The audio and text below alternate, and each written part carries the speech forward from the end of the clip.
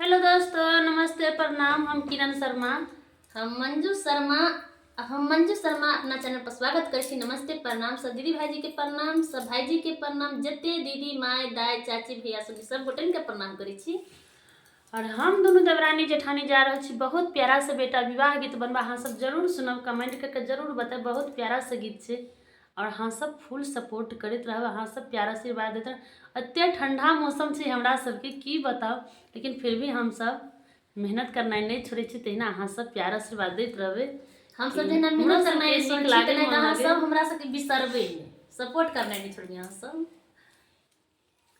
चंदना पूरा साए मौरिया जंगाओला मौरिया उरे हले घूले जा रहे चंदना पूरा साए मौरिया मौरिया उरे हले घूला जा रहे से हो मौरिया पहिरत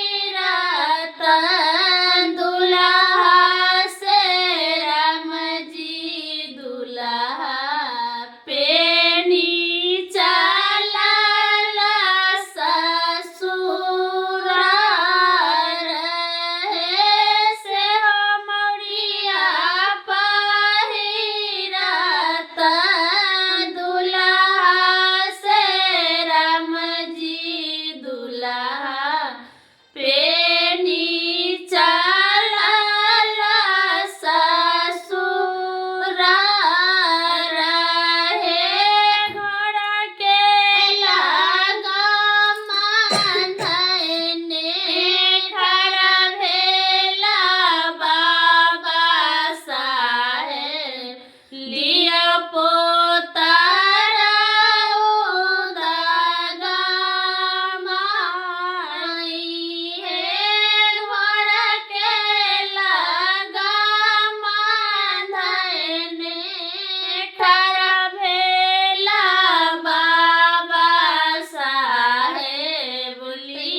po